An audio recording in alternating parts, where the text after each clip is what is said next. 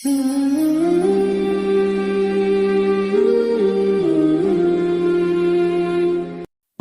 علیکم ورحمۃ اللہ وبرکاتہ. ناظرین کرام، آج کے ہمارے اس پروگرام کے مہمان خصوصی ہیں پاکستان کے انٹرنیشنل کرکٹ ٹیم کے سابقہ کپتان جناب محمد یوسف صاحب.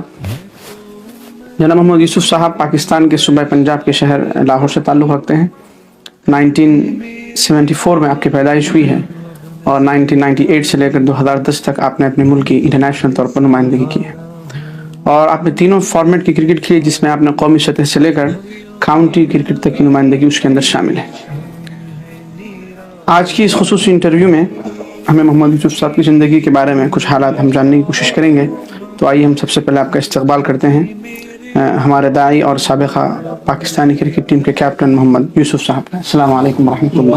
السلام علیکم. یوسف بھائی، سب سے پہلے میں آپ کا بہت ممنون ہوں کہ آپ نے اس مختصر ترین دورے میں ہمیں تھوڑا سا وقت دیا، اور ساتھ ہی میں ٹیمپا مسلم کمیونٹی کی طرف سے بھی میں آپ کا تہ دل سے استقبال کرتا ہوں. تو پہلا سوال آپ کی خدمت میں ہے کہ آپ اپنی زندگی کی کچھ خاندانی اور حالات اور اس کا بیک گراؤنڈ کا مختصر سا تعارف، پاکستان کے کس شہر سے اور کس. بسم اللہ الرحمن الرحیم. پاکستان میں ہم لاہور پہ رہتے تھے اور جس کو کہتے ہیں کہ بہت ہی پور فیملی سے تعلق تھا. اور یہ کہ کرکٹ فیسلٹیز نہ ہونے کی وجہ سے میں اور میرا بڑا بھائی باہر روڈ پہ کھیلتے تھے اور ٹیبل ٹینس کے بال سے اور ایک سٹک سے کھیلتے تھے، کیونکہ فیسلٹیز نہیں تھی. بیٹ نہیں خرید سکتے تھے، بال نہیں خرید سکتے تھے. لیکن گھر سے کوئی منع نہیں تھی کرکٹ کھیلنا. یہ بہت اچھا تھا کہ والدین نے کبھی منع نہیں کیا. تو یہ اس کی وجہ سے یہ کہ اللہ پاک نے موقع دے دیا آگے کھیلنے کا. دوسرا سوال یہ ہے کہ جیسا کہ ناظرین ہم سب جانتے ہیں کہ آپ کی زندگی کا حصہ کرکٹ کے میدان میں گزرا، جس کی بنیاد پر میں جب بچپن میں چھوٹا تھا مجھے یاد ہے تو آپ کو رنوں کی مشین کے نام سے بھی جانا جاتا تھا. کرکٹ سے وابستگی کی وہ خاص وجہ؟ بس میرے بڑے بھائی کھیلتے تھے دو، ان کو دیکھ کے مجھے بھی شوق تھا اور جب میں نے ہوش سنبھالی میں اس وقت سے کرکٹ کھیل رہا اور ان کے ساتھ گراؤنڈ میں بھی جاتا تھا. جہاں میچ ہوتا تھا وہاں چلا جاتا تھا، دیکھتا تھا. ٹی وی پہ میچز بہت دیکھتا تھا. اسکول سے آتے تھے اور سیدھے گراؤنڈ میں چلے جاتے. بس چاہے کوئی کھیل رہا ہے نہیں کھیل رہا، ہم نے گراؤنڈ میں چلے جانا. تو شروع سے ایک شوق ہے اور بعد میں اللہ پاک نے اسی کو پروفیشن بنا دیا. یہ اللہ کا احسان ہے. تیسرا سوال، آپ کی زندگی کا کوئی خاص ٹور اور سیریز جس کو اب ہمیشہ یاد رکھیں؟ ہاں ویسے تو ساری سیریزیں اور ٹور جو اچھا کھیلے اور جیتے ہو پاکستان، وہ سارے یاد رہتے ہیں. کوئی ایک کہنا مشکل ہو جائے گا، کیونکہ جب بھی ٹیم پاکستان کی جیتے گی کسی بھی ٹور پہ تو اس ٹیم میں اگر میں ہوں تو وہ یادگار ہے. اور ہم نے ایک تو جیتا نہیں ہوا، کافی جیتے ہوئے ٹور. تو لیکن اگر آپ کہیں ایک تو ہم نے آسٹریلیا میں اس وقت ان سے 2-1 سیریز جیتی تھی جب آسٹریلیا نمبر 1 ٹیم تھی. یہ 2002 کی بات ہے. اور پھر ہم نے انڈیا میں 99 میں ٹیسٹ سیریز بھی جیتی تھی اور ون ڈے بھی. اور ایک ہم نے 2005 میں انڈیا میں جو ون ڈے سیریز جیتی تھی اور ٹیسٹ سیریز ڈرا کی تھی، وہ بھی ٹور ہمارا بڑا زبردست تھا. باقی بھی انگلینڈ میں ہم نے بہت سیریز جیتی، نیوزی لینڈ میں جیتی ہیں سیریزیں. تو اللہ پاک نے بہت سی پاکستان کو جتوائی ہیں، اور جس میں بھی میں نے پہلے کہا کہ میں اگر ہوں اس میں پارٹیسپیٹ کیا ہوا ہے اور اس میں رنز بھی کیے ہیں تو میرے لیے تو بہت اچھی بات ہے. اچھا، ہمارے اس انٹرویو کا جو سب سے اہم جو سوال ہے کہ دامن اسلام سے وابستہ ہونے کی بنیادی وجہ، کیا آپ نے خود سے اسٹڈی کی یا کسی اسلامی شخصیت سے آپ متاثر ہوئے یا پھر اپنی ٹیم ممبر میں سے کسی کی آپ دعوت سے متاثر ہوئے؟ آپ کا پرسنل. دیکھیے اب مجھے اوورآل تو میں کسی کے بارے میں کچھ نہیں کہہ سکتا، لیکن میں اسٹڈی تو میں نے کوئی نہیں کی. اچھا. اور میرا نہیں خیال کہ اسٹڈی سے میں مسلمان ہو سکتا. دیکھیے ہدایت اللہ کے ہاتھ میں، اس پہ ہم وہ ڈیبیٹ نہیں کر سکتے کہ اسٹڈی ہے ویسے. لیکن اللہ پاک نے پوری انسانیت کے لیے دنیا میں آپ صلی اللہ علیہ وسلم کی شخصیت دنیا میں جو ہے نا بھیجی تھی، جن کی وجہ سے اس وقت بھی ایسے لوگ اسلام میں داخل ہوئے جو اپنی بچیوں کو زندہ دفناتے تھے، زندہ جانوروں کا گوشت کھا لیتے تھے.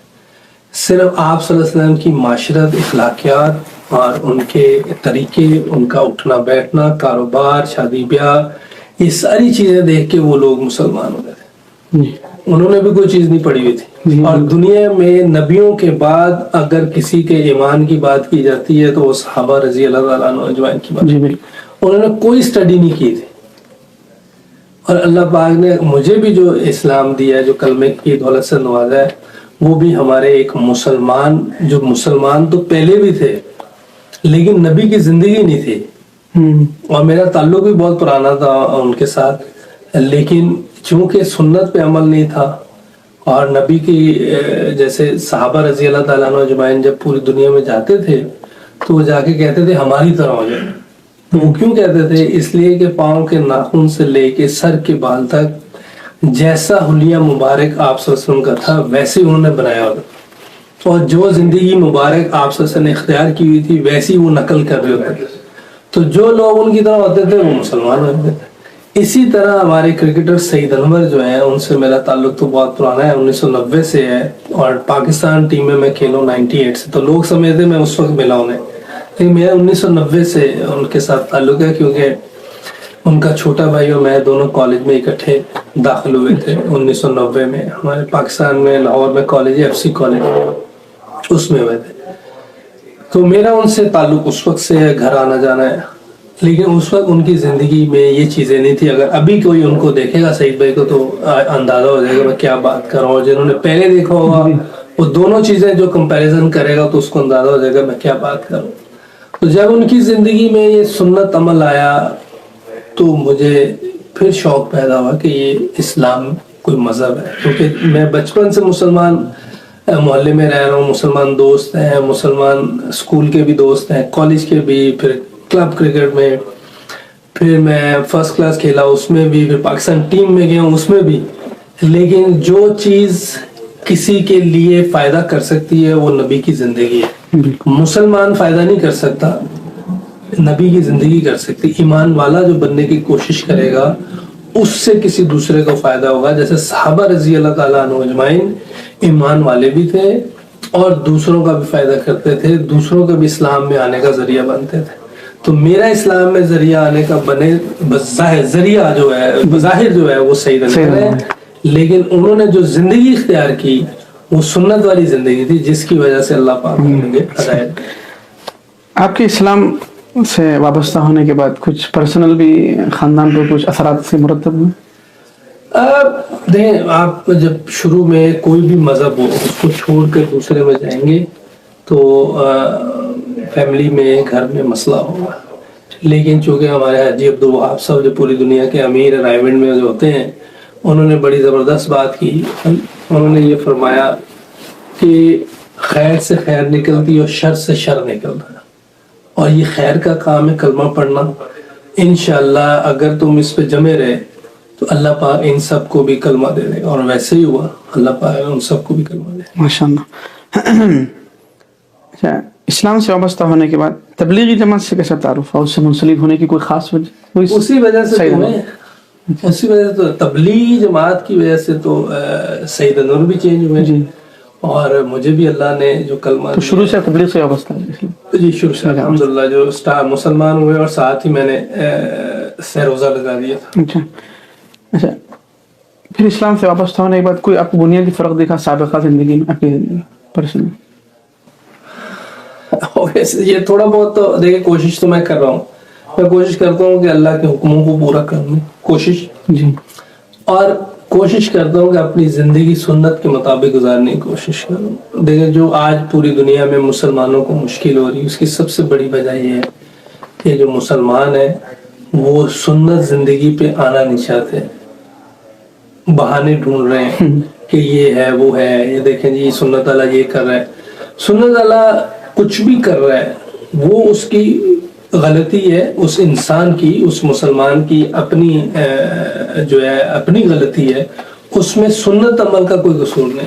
جیسے اسلام حق ہے، کوئی مسلمان سے غلطی ہو جاتی ہے یا کوئی گناہ ہو جاتا ہے تو اس کا مقصد یہ نہیں کہ اسلام غلط ہے، نعوذ باللہ، اسلام تو حق ہے. اسی طرح سنت زندگی، سنت عمل، سنت حلیہ، یہ سب ہم سب پہ واجب ہے. اور ہم سب نے اس کو اپنانا ہے، کیونکہ ہم سب کلمہ لا الہ الا اللہ محمد رسول اللہ پڑھ کر اس اسلام میں داخل ہوئے ہیں، اور اس محمد رسول اللہ کہنے کی وجہ سے ہم سب پہ جنت واجب ہوئی ہے۔ اس میں میں اس لیے یہ کہہ رہا ہوں کہ میں پہلے لا الہ الا اللہ عیسیٰ روح اللہ کہتا تھا، لیکن مسلمان نہیں تھا۔ جیسے ہی محمد رسول اللہ لگایا مسلمان ہو گیا، اور اس کلمے کی وجہ سے جنت واجب ہوئی۔ اب میں کہہ دوں جی سنت سے کیا ہوتا ہے، مسلمان ہونے کے بعد میں کہہ دوں سنت سے کیا ہوتا ہے، تو اس کا مطلب ہے کہ مجھے تو ڈبل جوتے پڑنے سے مرنے کے بعد بھی دنیا میں بھی۔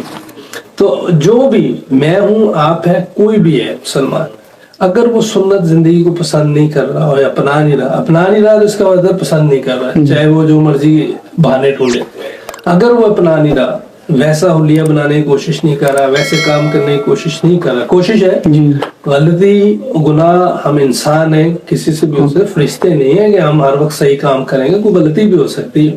اور جو سنت زندگی پہ آ جائے گا، یہ بھی نہیں کہ وہ فرشتہ ہو جائے گا، غلطی تو انسان سے ہوتی ہے، لیکن کم ہونے کے چانسز، اگر 100 غلطیاں کریں تو اب شاید 99 ہو جائیں۔ تو آہستہ آہستہ اگر آپ اس عمل پہ زندگی گزارتے جائیں گے، سب سے بڑی مثال ہمارے سامنے صحابہ رضی اللہ تعالیٰ عنہ اجمعین کی ہے۔ کلمہ نہیں پڑھا ہوا تھا، کچھ پتہ نہیں تھا، کلمے سے پہلے یقین بھی غلط تھا، طریقے بھی غلط تھے، لیکن جیسے کلمہ پڑھا، یقین بھی صحیح کیا، طریقے بھی صحیح کیے، تو اللہ پاک نے دنیا میں جنت کی بشارت دی۔ تو ہم بھی کوشش کریں گے انشاءاللہ۔ اسلامی اور غیر اسلامی کلچر میں کوئی خاص فرق، جیسے آپ پہلے وابستہ نہیں تھے تو اس میں وہاں کا کلچر یہاں کوئی بنیادی فرق؟ اسلام ایک مکمل زندگی گزارنے کا طریقہ ہے، اس میں ہر چیز ہے، اس میں جس کو کہتے ہیں کہ جانوروں تک کے حقوق ہیں، والدین کے ہیں، آپ کی اہلیہ کے ہیں، بچوں کے ہیں، سب کے حقوق ہیں۔ اگر آپ ویسے زندگی گزارنے کی کوشش کریں، لوگوں کے حقوق ہیں، محلے دار کے حقوق ہیں، سب کے حقوق ہیں، اگر ویسے زندگی گزارنے کی کوشش کریں تو دیکھیں مدینہ منورہ اور مکہ اور اس وقت کیا حالات تھے، کیسی زندگی تھی لوگوں کی۔ آپ دیکھیں نا کہ اس طرح کے صحابہ کو اللہ آپ صلی اللہ علیہ وسلم بنا کے گئے تھے اللہ کے حکم سے، کہ ایک صحابی رسول کے پاس ایک بندہ آیا کچھ خریدنے کے لیے، دکانیں ہوتی تھی ساتھ ساتھ، اور اگر میرے سے صبح سے 2-3 لوگ سامان لے گئے، آپ ساتھ والے کے پاس چلے جائیں، اس کے بعد صبح سے کوئی نہیں آیا۔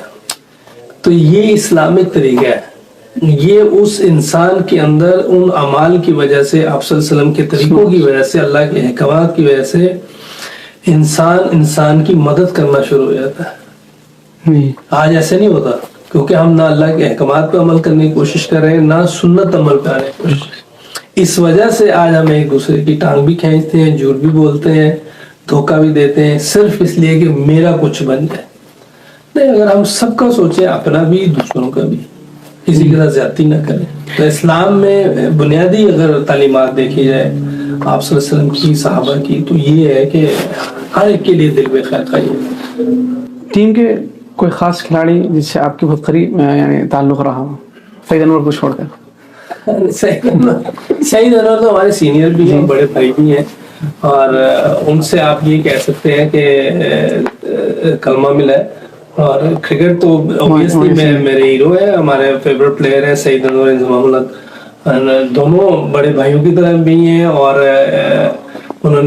دونوں نے سرپرستی بھی بہت کی ہے، سمجھایا بھی بہت، کرکٹ میں ویسے بھی بہت فائدہ ہوتا ہے ان سے، اسلامک حساب سے بھی۔ اور لیکن جس کو کہتے ہیں کہ جن کے ساتھ میں جب میرا ڈیبیو ہوا ہے، جن کے ساتھ زیادہ رہا ہوں، سکلین مستحق ہے، اظہر محمود ہے، محمد اکرم ہے، ان لوگوں کے ساتھ میرا ٹائم ہے۔ ریٹائرمنٹ کے بعد مصروفیات، کوئی خاص رفاہی کام کرتے ہیں یا پھر تبلیغی سے ہی آپ؟ تھوڑا بہت بزنس، اور زیادہ کوشش کرتا ہوں کہ گھر پہ رہوں، اور مسجد کو جو تھوڑا بہت ٹائم ہوتا ہے عصر سے عشاء، اس کے درمیان جتنا ہو سکتا ہے میں کوچنگ وغیرہ کبھی؟ کوچنگ ابھی تو نہیں کوئی آفر ہوئی، جب کوئی ضرورت پیش۔ آپ کا پرسنل کوئی ایسا کوئی لوگ نہیں؟ ابھی نہیں۔ اچھا، امریکہ کتنے بار آنا ہوا؟ میرا خیال ہے کہ 2002 میں فرسٹ ٹائم آیا تھا، اور اس کے بعد میں ٹیم کے ساتھ آئے تھے؟ ڈبل وکٹ ٹورنامنٹ ہوا تھا ہیوسٹن میں اور سعید بھائی پیئر تھے، تو سیمی فائنل ہمارے تھے، وسیم اکرم اور شاہد افریدی سے۔ اچھا تو یہ میرا پہلا ٹور تھا ہیوسٹن میں. اس کے بعد میں 12 سال بعد دوبارہ آیا تھا 2014 میں. اچھا. اس وقت سے لے کے ابھی تک میں کافی مرتبہ آ گیا, اچھا. کاؤنٹ نہیں کر سکتا. مسلم کمیونٹی کی حالت کیسی تھی امریکہ میں؟ آپ تو یو کے وغیرہ یورپ بھی گئے ہیں نا, تو دیکھیے آپ دنیا میں کہیں بھی چلے جائیں, چاہے پاکستان ہے, انڈیا ہے, بنگلہ دیش یا جہاں بھی مسلمان ہیں, اگر وہ سنت زندگی پر نہیں ہے تو ان کو مشکل ہوگی, عمل کرنا مشکل ہے. کیونکہ یقین جو ہے نا, یقین جب تک صحیح نہیں ہوگا, یہ نہیں کہ میں کلمہ پڑھ لیا اسلام میں, جیسے ایک قبیلہ آپ صلی اللہ علیہ وسلم کے پاس تشریف لے کر آئے, قبیلہ آیا آپ صلی اللہ علیہ وسلم کے پاس, انہوں نے آ کے کہا اللہ کو ہمیشہ معاف کرے کہ ہم ایمان لے آئے. تو اس سے پہلے کہ آپ صلی اللہ علیہ وسلم کچھ فرماتے ہیں, اللہ پاک نے آیت نازل کر دی کہ ان سے کہہ دیجئے کہ ابھی آپ اسلام میں داخل ہوئے ہیں, ایمان والا بننے کے لیے بڑی محنت اور قربانی ہے. تو جب تک ہم محنت اور قربانی نہیں دیں گے اپنے دین کے لیے, اپنے اسلام کے لیے, اس وقت آپ کہیں بھی دنیا میں, یہ نہیں کہ امریکہ میں ہم نے پوچھنا ہے یا انگلینڈ میں پوچھنا ہے, یا ہر جگہ یہ حالات ہے, کہیں بھی دنیا میں رہیں, جب تک دین پر محنت نہیں کریں گے, قربانی نہیں دیں گے, ہمارے اسلامک حالات ٹھیک نہیں ہو سکتے. کوئی ایک اسلام کی بہترین خصوصیت آپ کے ایک جو آپ ایک جس سے آپ کوئی ایک ہو تو تب ہے, ساری بہترین اسلام میں.